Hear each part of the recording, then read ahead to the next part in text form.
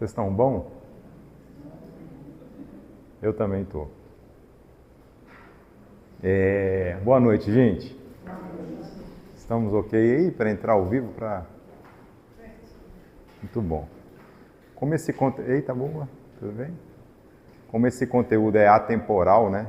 Então, está sendo gravado aqui agora e vai perdurar aí por longo tempo, nós esperamos que seja um conteúdo que possa ajudar, contribuir a cada um que estiver assistindo aqui com a gente e também online, se em algum momento perdurar esse vídeo. A primeira coisa que eu queria justificar é que eu acabei de tomar um banho de chuva. Aí eu cheguei molhado e bem onde está molhada a minha calça, eu falei assim, não vão filmar, vão achar que eu fiz xixi na calça, né? Às vezes alguém vai assistir isso, vai estar lá num solão quente, vai falar, ele está falando que choveu? Que nada, está chovendo, viu, gente?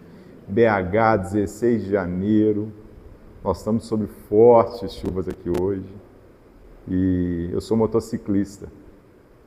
E quando eu saí de casa nesse período de chuva, geralmente minha esposa fala assim, vai de carro. Aí eu brinco com ela, só choveu porque você falou, senão não ia nem chover.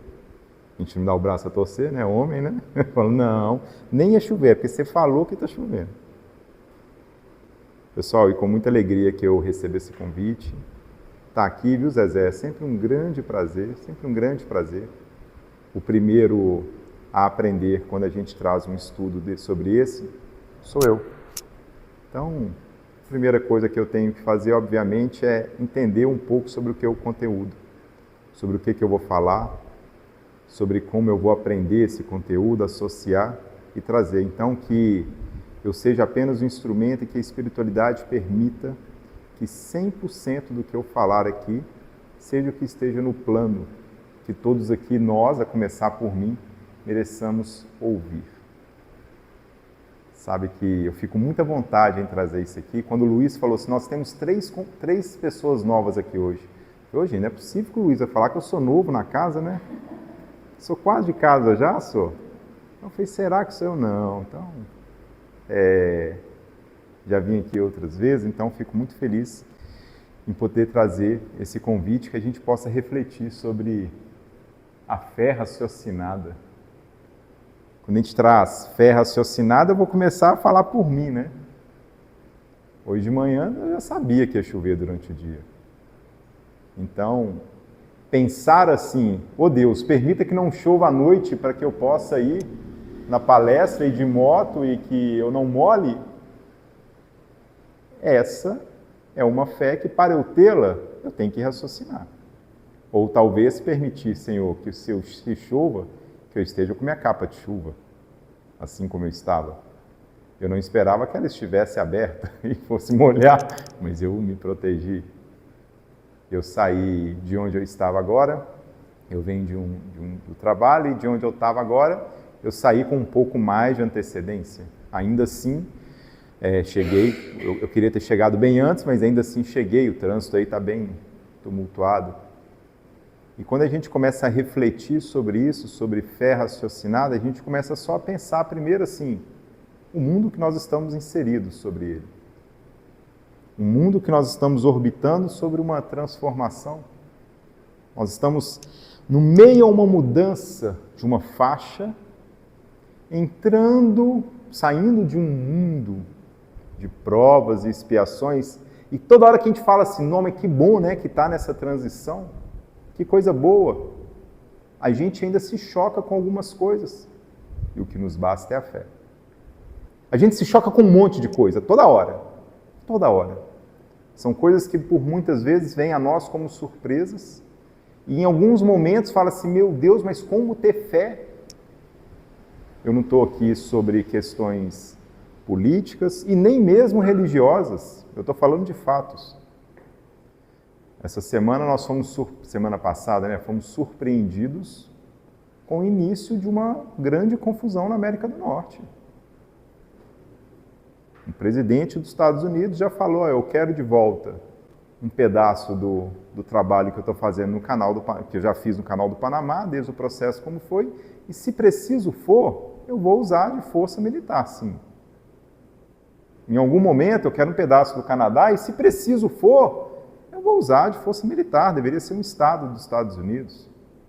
Eu quero os tesouros que estão lá na Groenlândia, tesouros, quando eu falo, são petróleo, recursos minerais, e já falou, se for preciso eu vou usar. Aí a gente vai falando, meu Deus, mas não é? A frase que a gente repete é, esse mundo vai parar onde? Acho que esse mundo vai parar. Tem condição um trem desse? Não, hein? E o que nos basta? A fé. Como se nos bastasse a fé. E a fé raciocinada. Eu cheguei aqui agora, acabei de completar o último slide desse estudo. A Zezé me deu um termo de autorização de imagem de som aqui, que já está assinado, viu, Zezé? Aí nele tinha uma coisa da casa que eu não prestei atenção, por um imenso descuido meu. Que aí ele fala assim, ó, Casa de Francisco, Centro Espírita Francisco de Assis. E embaixo, nos traz isso aqui, gente, olha que lindeza. Apenas um raio de sol é suficiente para afastar várias sombras. Eu arrepio. Trem lindo, gente. Coisa linda. Que reflexão, né? Que pessoa esse Francisco de Assis, né? Que ensinamento que deixou para a gente. Só a gente fala, meu Deus, mas um raio de sol?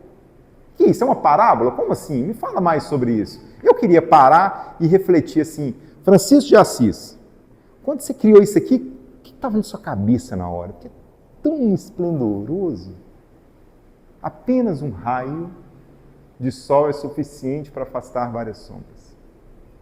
Porque nós estamos inseridos no mundo e preparando os nossos sucessores do mundo, né? Eu vou falar, a começar por mim, eu tenho um filho de 17 anos. Nós preparamos as coisas, nós estamos inseridos em um mundo onde a conquista pelo patrimônio ela ainda é maior. Ela ainda é maior. A gente não, vou falar por mim, né? Eu ainda não posso trocar de carro todo ano, mas se eu pudesse, eu fico de olho nu, a versão 2025 do meu carro é bonita demais. Tá? Ah, se eu pudesse, porque já tem o parafuso da roda cromada, a gente nem sabe assim, né? Já está em ser, meu Deus do céu. A gente está falando pela gente, criando sucessores dessa forma. Eu falo com meu filho, o ensinamento que eu falo para ele é, filho, ó, você tem uma boa base moral, uma boa base religiosa, uma boa base de educação, você está inserido em uma escola boa, para você ser um cidadão do bem, ter um bom emprego. Olha aí, a gente de novo, caindo nisso. Há tempo todo a gente ainda falando sobre isso. E qual ensinamento fica a respeito disso, sobre a fé? Quantas vezes nós paramos para poder refletir sobre a fé? Sabe que da filosofia, e se nós herdarmos isso para trazer para o nosso dia a dia, aí eu não vou trazer o caso completo, mas tem um caso que eles falam sobre o anel de Gigi, né? Que é, enfim, o resumo da história é, uma pessoa encontrou um anel e quando ele colocava o anel ele se tornava invisível. E quando ele se tornava invisível, ele fazia as coisas que ele queria fazer. Então imagina nós aqui, né? Ah, se eu tornar invisível, eu vou ficar apagando a luz ali toda hora para alguém ir lá e apagar. Alguém foi lá e teve que acender de novo. Talvez um pensamento desse é quem eu sou realmente. Quem eu sou? Quem eu sou quando alguém não está vendo quem eu sou? Isso é a base da moral. Essa é a base da moral. A base da moral é exatamente entender quem eu sou sobre as atitudes não supervisionadas ou não observadas. Qual é a minha reação frente a tudo isso? Quando a gente vê hoje provas sociais, essas questões de experiências de internet, a gente vê essas questões de pessoas que aceitam, não aceitam, que roubam do outro sem que ninguém está vendo. Esse é o verdadeiro ser da pessoa. E quando a gente traz isso para o padrão da fé, é assim, o que nos falta de esperança para tudo isso? O que nos falta de crença? E aí falar desse conteúdo ele é muito bem embasado pelo capítulo 19 do Evangelho segundo o Espiritismo. E ele nos traz, eu já falei isso aqui mais de uma vez e está gravado e vou falar novamente, tá? Eu não gosto de ficar lendo o slide, mas tem coisas que é extremamente necessário. E a máxima do capítulo, ela traz assim para a gente, ela fala assim, ó, quando ele veio encontrar do povo, um homem lhe se aproximou e, lançando-o de joelho a seus pés, disse, Senhor, tende piedade do meu filho, que é lunático, e sofre muito, porque cai muitas vezes no fogo e muitas vezes na água. Apresentei os teus discípulos, mas eles não puderam curar. Jesus respondeu, ó raça incrédula, depravada, até quando estarei convosco? Meu ministério, eu já sei a data dele já. Estou aqui pro resto da vida. Fisicamente, estou aqui pro resto da vida, não. Vocês só vão contar mesmo enquanto vocês vê carne operando milagre? Como é que é isso? Como que é isso? Raça depravada. Vocês só estão vendo, só creem quando vê mesmo? Precisa de eu estar aqui para vir resolver um BO desse aí? Precisaria mesmo? Vocês têm certeza que precisaria disso? Aí continua. Trazei-me aqui esse menino. E tendo Jesus ameaçado o demônio, este saiu do menino, que no mesmo instante ficou são. Os discípulos vieram então ter com Jesus em particular e perguntaram aos discípulos aí. Imagina lá a reunião, a turma toda, né? Imagina João, Mateus, Marcos, Lucas, Tiago, a galera toda, todo mundo, Jesus, tem um negócio para poder, uma duvidazinha aqui. A gente está seguindo, né?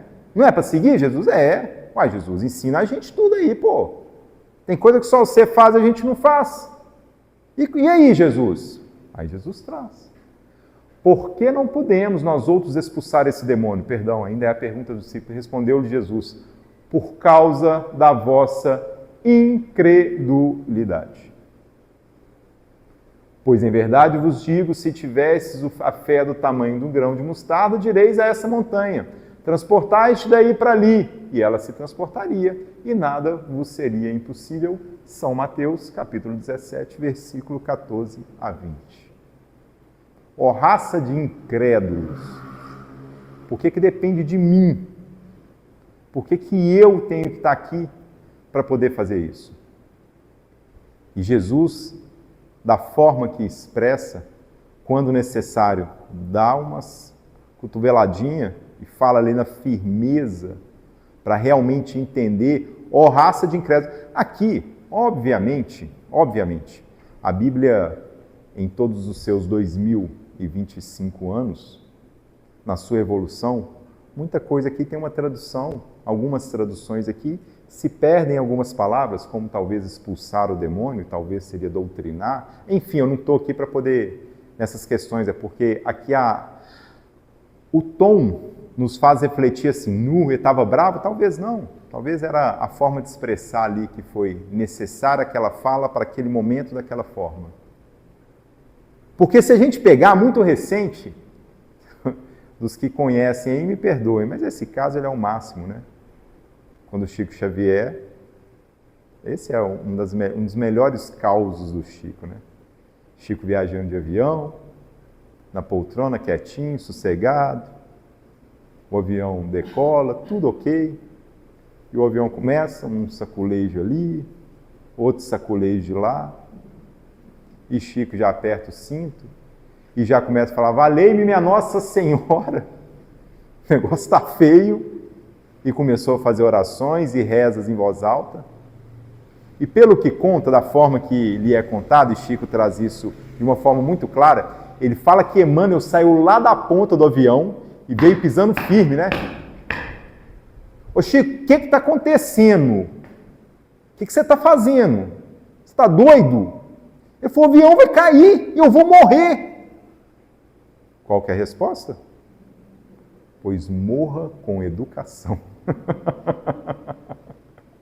Eu estou falando isso que é de um caso mais recente.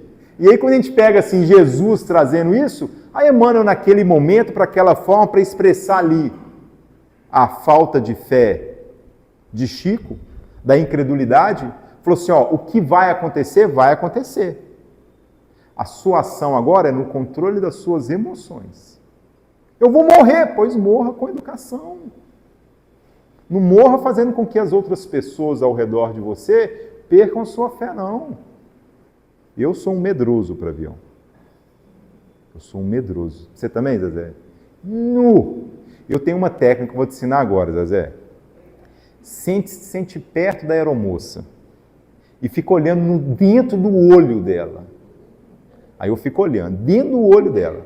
Quando começa o saculejo mais forte, eu olho para ela de novo. Falo, tá tranquilo? Eu tô tranquilo. Ela vive isso aí. Ué. Se ela se arruma na cadeira e eu falo, opa, o negócio tá piorando. Agora, a minha forma de expressar ali, é claro que eu vou ter minhas dúvidas. Oh, meu Deus do céu. Não permito que esse avião caia agora, não. Estou indo, em sua maioria das vezes, a trabalho. Tenho que voltar para casa. Tenho um filho. Tenho minha esposa.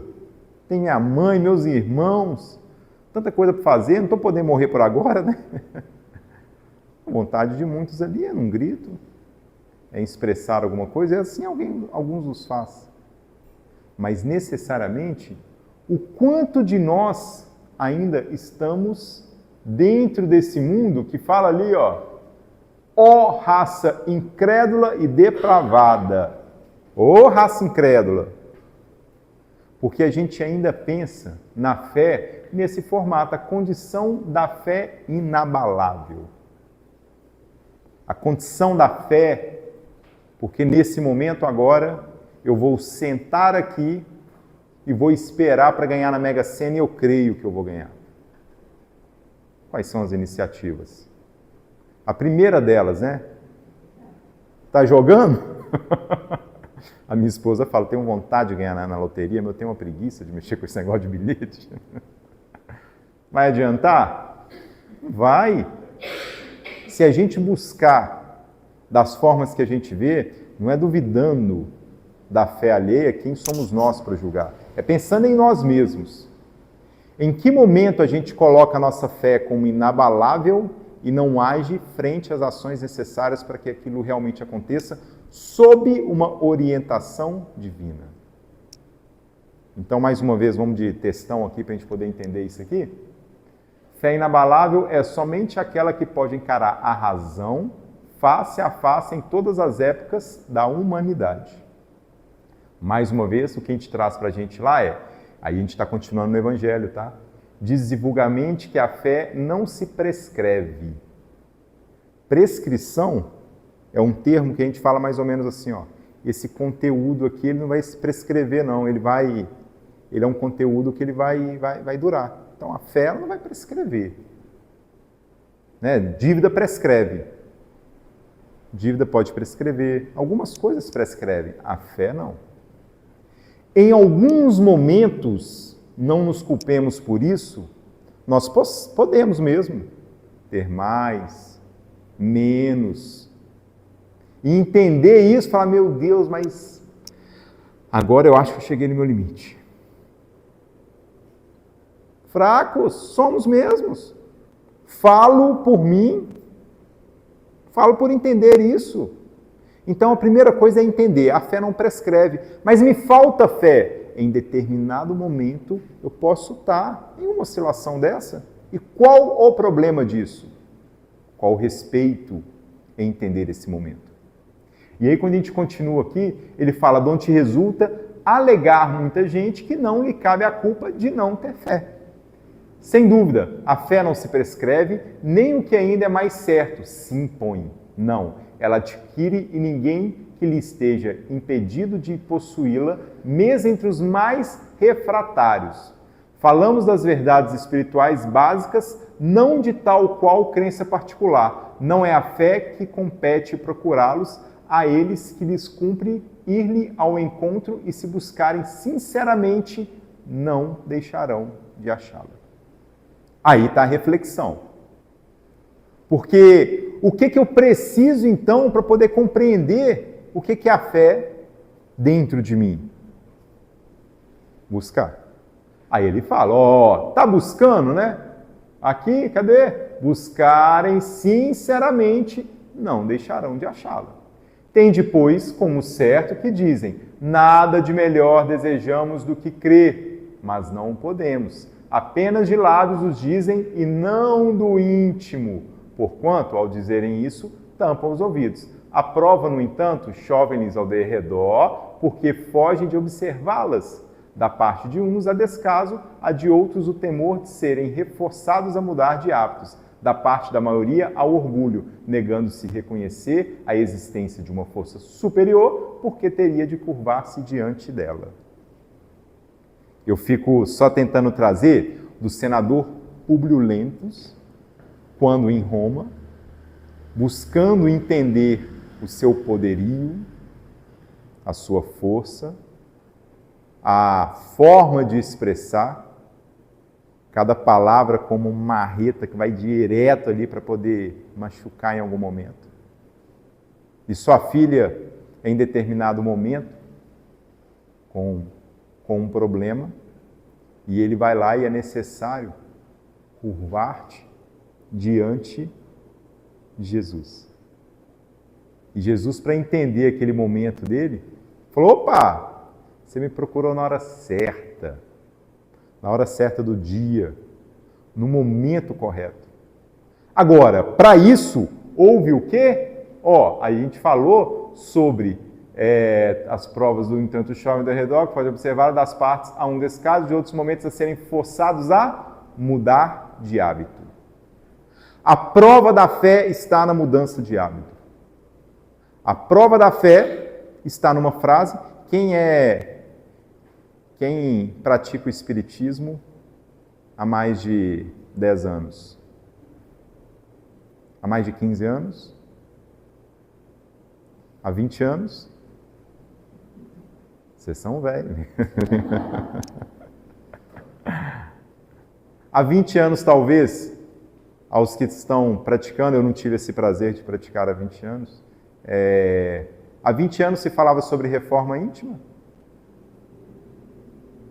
Da mesma forma que se fala hoje.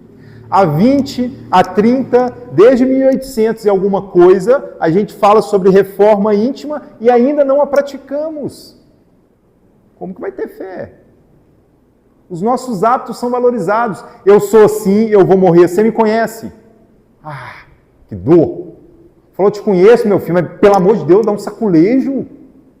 Ué, já ouviram falar desse termo, né? Não é? Como é que é o seu nome? Ô Rubens, sabe como que é o popular que se chama isso? Síndrome de Gabrielões. Eu nasci assim, eu cresci assim, vou morrer assim. Meu Deus! Que síndrome de Gabrielões que estamos vivendo. 2025. Tanto conhecimento, por falta de conhecimento, isso é muito claro, né? Ninguém vai ser julgado pelo desconhecimento. Ninguém. Em nenhum momento. E não estamos falando de julgamento, não, tá? É mais ou menos assim, Deus não leva em conta o tempo da ignorância. Deus não leva em conta. O problema é que agora o momento é da sabedoria. Tem conhecimento para tudo quanto é lado. O problema é que no TikTok, é que no Instagram, enquanto o conteúdo é piada, é alguém caindo, é um acidente, é não sei o quê, a gente está lá. Aí vem um conteúdo libertador. Deixa eu passar, que esse conteúdo aqui agora começa a falar essas bobagens aqui. E não estou falando de conteúdo religioso não, tá? Estou falando de conteúdo necessário. A gente vem perdendo as essências e criando o que a gente chama de filtro de superficialidade. Sabe o que é o filtro de superficialidade? A gente hoje está sabendo sobre tudo a todo instante. É como se a gente falasse mais ou menos assim: o meu filho tem 17 anos. Se eu for falar com ele, eu sou estudante de filosofia. Então eu discuto com meu filho sobre filosofia, eu já sei sobre esse assunto aí. Mas você sabe onde? Que eu estou numa faculdade, estou estudando sobre isso, eu pego cada calhamaço de conteúdo para poder ler. Como você sabe? Eu já vi isso em algum local, então me fala mais sobre isso. Não, só sei até esse ponto aqui. É o filtro de superficialidade. A gente está querendo saber sobre tudo de forma superficial. A gente está deixando de se aprofundar nas coisas. A gente está julgando as coisas pela capa. Para quem não sabe, para quem não conhece o que é o TikTok, para alguns conhecem. Para quem não conhece, é mais ou menos assim, ó. São vídeos em torno de 15 a 20 segundos. Alguém sabe falar o tempo necessário dele? 30 segundos. São vídeos de 30 segundos que ali você aprende a fazer tudo. Ah, você quer construir uma casa? Vem cá, em 30 segundos eu vou te mostrar. Cria o pilar, sobe parede, põe um teto, pronto, linda a casa. Aí você fala assim, não, eu já entendi esse negócio de construir casa, você está doido. Preciso de pedreiro, mas não, hein? Ah, você quer fazer um bolo de cenoura? Vem cá, vem comigo, vamos lá, 4 ovos, rala uma cenoura, põe chocolate, levou no forno. Fala, não precisa ir na padaria, mas não, acabou. A gente está com um filtro de superficialidade. A gente acha que sabe tudo. Aí ainda fica com a ignorância. Talvez tenha dado errado porque eu não pré-aqueci o forno. É que você não sabe, meu filho. Vai ter a tranquilidade em falar isso. Eu não sei. Eu amo cozinhar. Amo. E a minha esposa ainda me engana, que quando eu cozinho, ela fala, nossa, essa comida tá boa demais. É só para fazer mais, né? Ela me engana e eu caio feito um pato. Você gostou? Nossa, você nunca fez um prato tão bom quanto esse. Aí eu vou e falo, não, vou fazer um tem mais gostoso ainda. Agora que ela vai ficar doida. E toda hora eu vou. Agora eu vou fazer um tem mais gostoso. Mas eu gosto de comida salgada. E como eu não sou muito de seguir receitas, tem hora que der errado ali, eu vou e ponho mais um trem. Ficou com muito sal, eu ponho uma batata. Ficou sem sal, eu ponho mais um pouquinho. E vou tentando fazer isso. Eu não sei fazer doce. Doce não dá para consertar, né? Que as doceiras aí sabem muito bem o que é isso, né? Vai fazer um bolo, deu errado, meu irmão? Esquece. Tenta consertar, não. Vai fazer um doce, deu errado? Pode ser. Eu não gosto de doce, porque doce não dá para remendar, né? Aliás, não sei. Às vezes os profissionais até sabem, eu não sei. Meu doce deu errado, pode esquecer, ninguém vai comer. Ficou ruim mesmo. Quanto mais eu mexer, pior vai ficar. Isso é o meu desconhecimento sobre isso. Então, para doce eu abro mão. Falo, não, eu vou fazer o salgado aqui, alguém quiser que faça o doce. Vamos comprar um chocolate, vamos fazer alguma coisa nesse sentido. Agora, do que eu sei fazer, eu procuro ter realmente aprofundamento naquele assunto. Porque essa é a minha forma de praticar o que eu quero e não ficar esperando de braço cruzado que isso dê certo. Vamos orar.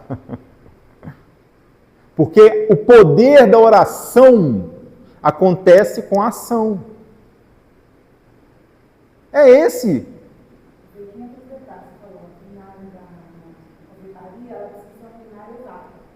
Não é? Aí existe ali, obviamente, disciplina, aprendizado, o conhecimento, o espaço, onde vai fazer, o forno. Porque não vai dar certo sobre outras hipóteses. E a gente quer forçar, não, mas dessa vez agora eu acho que é minha vez, viu? Eu acho que é minha vez. Fé. Fé o quê? Desraciocinada. É a fé que a gente mata no peito e fala, eu vou fazer, vai dar certo. Vai dar certo. Com qual ação? Eu sou um otimista.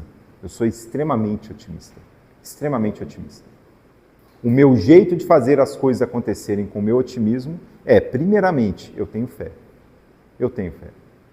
E eu faço para que as coisas aconteçam. Eu cronometro as coisas para poder tentar entender e caber dentro do que é realmente necessário para mim. Nem tudo, todo dia, só com o otimismo dá certo. Tem hora que dá errado. Eu, em uma melhor programação hoje, eu teria feito menos coisas para conseguir vir de carro para cá e não ter tomado chuva. Não é só o otimismo para isso. Eu me organizei, eu sabia desse risco. Era um risco ponderado. Mas em melhor programação, eu teria vindo de carro. Mas as minhas atividades, infelizmente, não dariam. Eu já sabia. Chegar sob chuva, nesse horário, não vai ser fácil, para mim vai ser complicado. Talvez seja melhor eu arriscar e estar de moto e vou me preparar com a capa. É o meu jeito. É a minha alternativa para isso. Agora, em todo instante e para todo mundo e da forma que é necessário, a gente sempre vai trazer esse assunto da reforma íntima necessária para que a gente realmente tenha o quê? Cadê? Como que fala aqui? Forçado a mudança de hábito. E aí a gente começa necessariamente sobre o nosso conteúdo. Esse foi o preâmbulo aqui, sobre o que nós vamos trazer isso daqui. E a gente começa a entender que o que é essa fé cega e essa fé raciocinada. Então nós já estamos chamando esse conteúdo agora de fé raciocinada versus fé cega. Quando a gente traz essa informação, aqui, a gente começa a entender as nossas formas, as nossas práticas, para poder enfrentar críticas e provocações.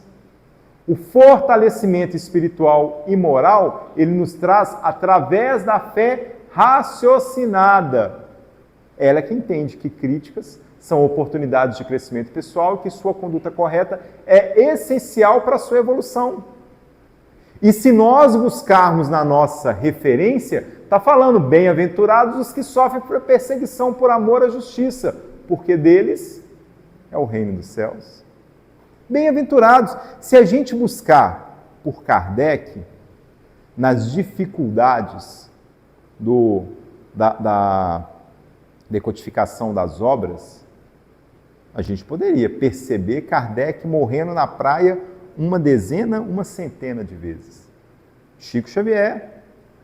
Se Chico fosse levar isso para poder falar o seguinte, não, realmente, esse não é uma atuação da qual eu posso fazer, não é uma obra da qual eu posso seguir.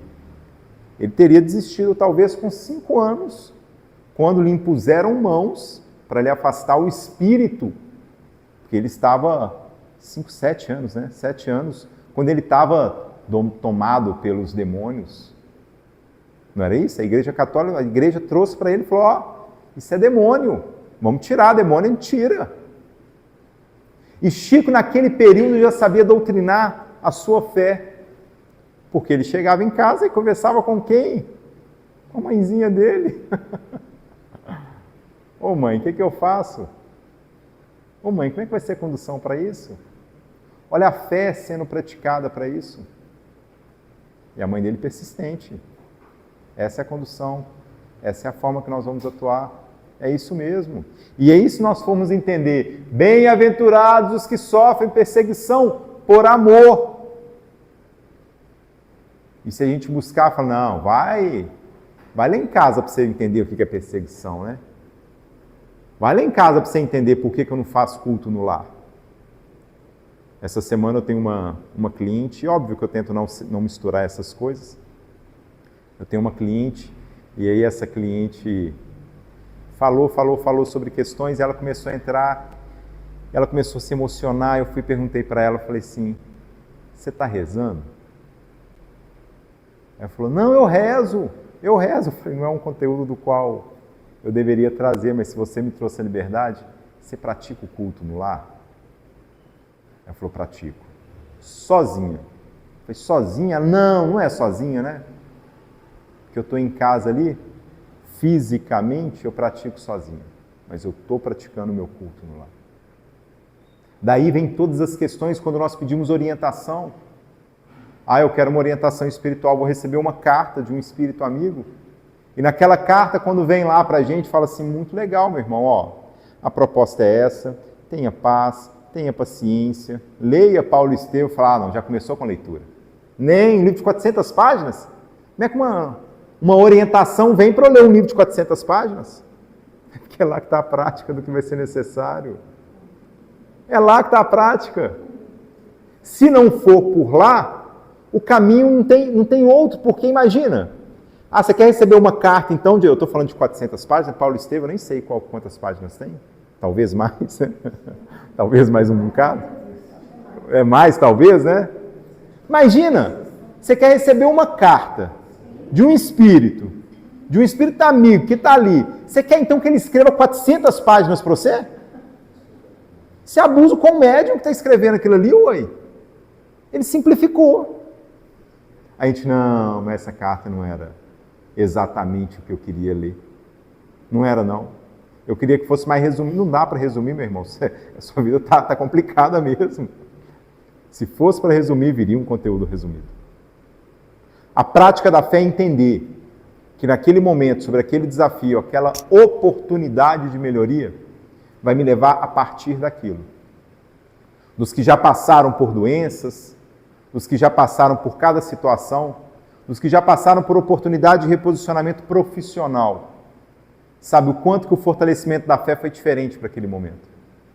O quanto que entender que a fé raciocinada em um momento de desemprego é não ficar sentado e cursar qualquer curso online que vai ter na internet de 5 minutos a 5 horas, gratuito, é a prática da fé raciocinada. Porque, do contrário, a fé cega é quem ali senta e fala, eu já cadastrei meu currículo em todos os locais que tem e realmente não vem nada. Praticar um curso, estar envolvido com essas questões de uma prática no momento desse, não é pelo fato que aquele curso vai me dar um emprego, é conhecer gente, não. É saber falar sobre um assunto diferente. É estar de frente a uma oportunidade como entrevistador, e quando ele fala sobre, eu falo, putz, eu vi sobre isso num livro, cara. Pô, eu vi isso num curso. Peraí, você está buscando conhecimento? Isso eu estou falando lá no mundo profissional e no nosso mundo espiritual. Quando a gente traz esse conteúdo aqui, gente, quando a gente traz essa informação, e se eu buscar esse mesmo conteúdo na internet, vai ter ele sobre 150 prismas diferentes. Eu posso fazer um prompt de inteligência artificial que eu vou conseguir resumir qualquer um desses conteúdos para transformar numa página de informação. Talvez seja um conteúdo de superficial, né? Talvez eu precise me aprofundar um pouquinho mais. Mas por desinformação, a nossa incredulidade não pode ser praticada hoje. Por desinformação, não. Nós estamos no mundo da informação, onde os dados são compartilhados. Mais de 50% das pessoas do mundo já têm acesso a dados. O meu sogro tem 70 e pouco e alguns anos, não sei exatamente, e toda vez que ele vem conversar comigo, ele fala, eu vi um post de algo na internet sobre esse assunto. Ele sabe falar do início, o meio, o fim do assunto. Ele sabe contextualizar. E por essa falta de prática, nós temos a nossa falta de fé. No nosso entendimento, para poder colocar isso, nós temos que praticar os fundamentos do Evangelho segundo o Espiritismo, pelo fato de estarmos dentro dessa casa. Não é que o Espiritismo é o único caminho. Do fato que estarmos dentro dessa casa, nos compete a responsabilidade do estudo dessas informações para praticar o que realmente queremos. E aí, se nós formos buscar, não ponhais a candeia debaixo do alqueire, e nessa questão, a gente está falando da fé raciocinada, que é, não ponhais o seu conhecimento escondido, se nós sabemos, está na hora de praticar. E praticar é fortalecer a nossa fé e fortalecer a fé do nosso próximo. Quando a gente traz essa questão aqui, a gente está ligando no conhecimento. Não guarde o seu conhecimento debaixo, não esconde não. Se você sabe, pratica. Os nossos colegas protestantes são bons nisso. Bons. Em fazer atuação, em sinal de trânsito, em bater na porta da nossa casa, em não sei o quê, e fazem isso com exímio proteção de levar e falar assim, ó, é tão bom o que eu estou sentindo, mas tão bom que eu queria levar para você. Do nosso lado, muitas vezes a gente fala, eu prefiro não discutir sobre esse assunto. Não é discussão isso não. É levar um pouco de esperança para quem não tem. Se posicionar com uma questão religiosa não é procurar uma discussão. Procurar uma discussão é entender que a sua religião é a única e a melhor frente a todas as outras. Aí nós temos um problema. Aí nós temos um grande problema. Não existe... O meu é o único caminho. Não. O único caminho é de lá, meu irmão. Qual é? Não estamos nessa ligação, não. Agora, a prática disso, a gente leva menos esperança ao próximo, diminui a fé do outro, achando que só minha fé é fortalecida, porque eu escolhi o Espiritismo para a prática da minha religião, para a prática da minha devocional, para a prática do meu estudo. Até porque não foi eu quem escolhi, provavelmente, né? Lá no meu plano reencarnatório, em algum momento, já falaram, Elbert, então no dia 16 de janeiro de 2025, faz um estudo sobre fé e leva lá na casa de Francisco. Porque das pessoas que estão lá, 100% delas saíram de casa para ouvir essa informação. E não sou eu, porque sobre orientação eu sou muito pequeno para preparar tudo isso. Eu sou consultor organizacional, profissionalmente. Aí existe uma brincadeira com consultoria, que eles falam assim, consultor é a pessoa que chega na empresa, pega o seu relógio, te fala as horas e te devolve o seu relógio. É como se falassem mais ou menos assim, olha, o que o consultor traz aqui, todo mundo já sabe da empresa. Em 99% das vezes é verdade. Aí eu brinco, tem um livro que chama O Palhaço Psicanalista, que ele traz que o consultor, ele é análogo ao bobo da corte. Análogo ao bobo da corte. O bobo da corte, ele tinha que ser escolhido, na época do período medieval, ele tinha que ser escolhido Deixa eu olhar o horário ali, porque nós não chegamos na metade do estudo. Contar o caso rapidinho. Os bobos da corte tinham que ser escolhidos de outro reino, porque quando ele chegava para fazer piada com o rei, se ele chegasse e falasse, ô rei, você é narigudo, você é barrigudo, ô rei, você é orelhudo, e todo mundo ria. Se fosse alguém do reino e falar, não, da orelha do rei você não pode falar, não, cortava uma extremidade da pessoa. Um dedo, uma orelha. Então, geralmente chamavam pessoas de outro reino para vir falar as verdades sobre o rei para todo mundo rir. Esse é o papel do consultor. Eu saio do meu reino para ir para dentro das empresas para falar as coisas que estão acontecendo naquela empresa, que outras pessoas não falam. Claro que eu falo isso com ponderação, com metodologia, eu levo solução. Se nós buscarmos isso na forma de expandir as nossas questões moral, ética e religiosa, o Espiritismo é a forma de expressar o que é necessário para a evolução do mundo.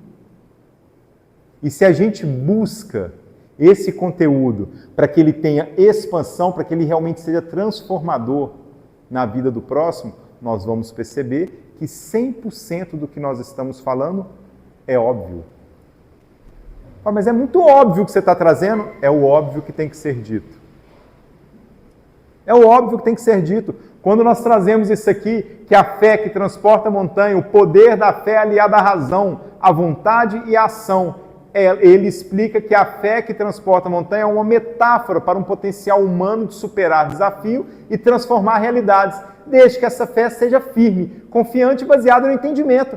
Albert, mas é óbvio. Eu sei, mas eu precisei de vir aqui para poder trazer. Eu, antes de precisar de trazer, precisei de ler para compreender. Que a fé que transporta a montanha não foi transformada, mas a metáfora ficou muito clara. A metáfora ficou transparente para a gente. A metáfora deu para entender.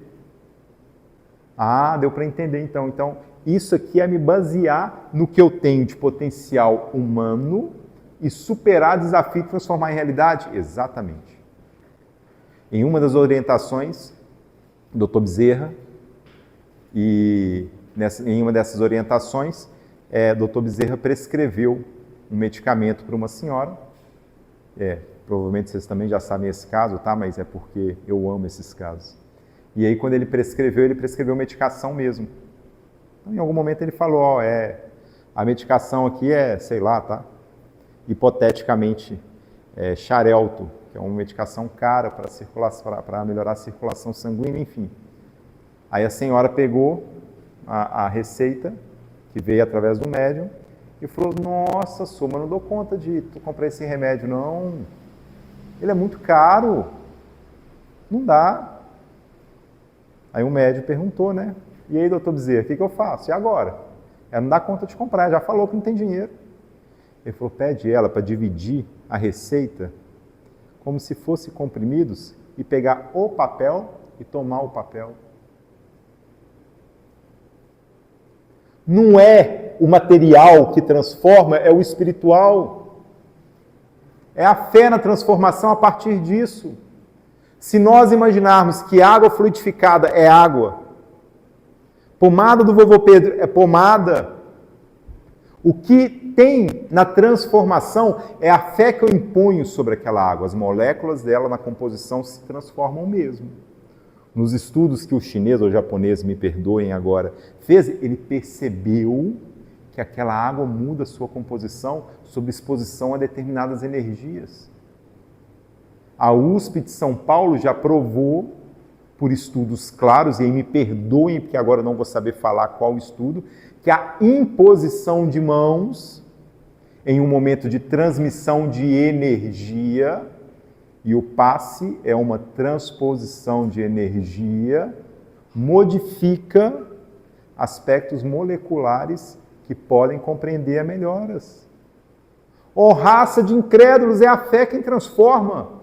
Agora, se é uma troca de energia, e aí não estamos aqui para falar sobre isso, tá? Mas o passista, ele sai da cabine de passe, muitas vezes exaustos. Não é porque ele só doou energia, é porque em algum momento ele bloqueia, porque ele também tem troca de energia. Quem está recebendo tem que ter no mínimo o entendimento e a compreensão que naquele momento ele está caminhando para a cura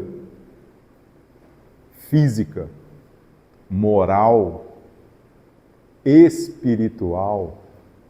É importante no momento básico, que ele está lá recebendo passe, tentar ver vibrações mais Positivas. Justamente para ajudar o irmão que está na frente do barão, né? Muitas vezes o que nós passistas fazemos logo no início, né? Pensa em Jesus. Às vezes a minha esposa que gosta de... em determinado momento para passe de criança, ela percebeu que ela falar sobre pense em Jesus, e às vezes era uma dimensão muito grande, para as criancinhas mesmo, né? E ela começou a levar, pense no lugar mais alegre que você poderia estar agora na sua vida. Não há um parque de diversão, está ótimo, está receptiva aquilo ali. Esse que é o nosso momento. Quando adentrarmos aqui na cabine de passe, aqui é a cabine de passe? Quando adentrarmos aqui na cabine de passe, e a vibração daqui é que sustenta aqui, é a vibração desse ambiente que sustenta essa reunião, ali nós já temos os nossos amigos espirituais na vibração positiva sobre esse momento. Por isso que muitas vezes a gente fala, né, reunião às vezes muito cheia, fala assim, ó, quem não conseguir tomar o passe, fica tranquilo, porque já tomou o passe individual. O passe passou daquela porta ali, meu irmão. Eu já sou mais otimista, né? O passe começou quando eu saí de casa com meu coração aberto, falei assim, vou lá. O passe começou ali. Até porque a iniciativa, muitas vezes, de sair de casa, não é uma coisa simples, né? Chega uma visita, cai uma chuva torrencial, a quantidade de coisa, não é fácil não. Saindo do seu portão, muitas vezes da sua casa, o passe começou em um momento sobre esse. Quando? Quando o meu coração está aberto a crer que a transformação vem a partir da minha crença. A espiritualidade não consegue trabalhar com o coração bloqueado. A espiritualidade não atua. Não atua porque ela não consegue. Ela precisa de ter um espaço para ela realmente fazer o trabalho. E nesse momento aí eu não quero entrar tanto nessa questão, que a gente poderia ter uma amplitude sobre isso, mas o nosso tempo vai se limitando, eu só tenho até 10h30 com vocês aqui. E a gente fala sobre a fé, questiona, entende, aceita pela razão e experiência. Aí eu busquei um exemplozinho para a gente poder tentar trazer isso, e busquei da minha formação. Me perdoem, eu sei que muitas vezes o exemplo pessoal do palestrante, ou de quem ainda está trazendo aqui, não é o melhor, mas é porque eu gosto de contar esse caso, senhor. Eu vim do protestantismo. Fui protestante por bons anos da minha vida. Os mesmos 20 anos que vocês falaram aí que estão no espiritismo, eu estive lá no protestantismo, do qual tenho imenso amor, admiração e amo um culto com louvor e adoração. Choro, me entrego ali, que lugar bom, eu adoro estar numa casa protestante. E aí eu trouxe isso porque o que é a fé que questiona? Quando eu comecei, há mais ou menos uns 10 anos, a praticar o espiritismo, eu falei, gente, esse negócio do espiritismo é muito legal. Mas esse trem da reencarnação não entra na minha cabeça. Não entra. Não faz sentido. Vai e volta? Não. Isso está meio esquisito. Essa pode ser, muitas vezes, uma fé que questiona, né? Ela não aceita cegamente o conceito, mas busca compreender por meio de leituras, como o Livro dos Espíritos e relatos mediúnicos. Então, quando eu comecei a me aproximar de conteúdos e do livro, eu falei, entendi esse negócio. Aí você escuta um caso ali, outra acolá, começa a compreender um pouco mais as obras de Chico, começa a entender e respeitar, porque humanamente, não seria possível uma pessoa ter 500 obras com tanto conhecimento e com um português tão rico e tão disperso, ora parecendo um conteúdo com origem portuguesa, ora com conteúdo que parece ter origem francesa, ora um conteúdo de toda a Europa, ora da América. Eu falei, gente, isso tem mais coisa atrás disso. Então, essa parte da fé que questiona é uma fé, é o buscar um entendimento sobre aquilo que está sendo a mim pregado. Perguntar não é uma ofensa. Ter a incredulidade e o julgamento, sim. Perguntar, por quê? Se na minha vida o meu maior aprendizado é sobre as ignorâncias que eu tenho. Quando eu me abro para o desconhecido, não entendo nada sobre esse assunto, eu falo muitas vezes, me explique como se eu fosse uma criança. É mais doloroso, mas às vezes eu entendo um pouco melhor. Aí a gente parte para a nossa fé, que é aceita, que é a fé que entende. Após estudar, percebe a lógica da reencarnação para explicar desigualdades e o progresso espiritual. Então eu falei, peraí. Então eu estou reencarnando porque eu estou em evolução. E você não evolui, não. Então você está em evolução constante. É uma oportunidade de aprendizado. Pode fazer mais sentido. É relativamente pouco tempo, 80, 90, 100 anos, quando a gente vê a quantidade de coisa que nos é entregue aqui. Vai aprender, vai trabalhar, vai estudar, vai viver, vai ter saúde, vai cuidar do outro, vai cuidar da vida, vai cuidar da casa. É pouco tempo a faixa para a gente conseguir fazer isso e ter a nossa evolução espiritual. Talvez seja necessário algumas vidas aí para isso. E aí, quando eu comecei a ter a fé que é aceita pela experiência, foi ao observar histórias e relatos que percebem a evolução espiritual na minha própria vida. Então, eu aceitei a ideia de algo mais coerente. Falei, hoje eu consigo entender um pouco mais as justificativas e o entendimento da reencarnação.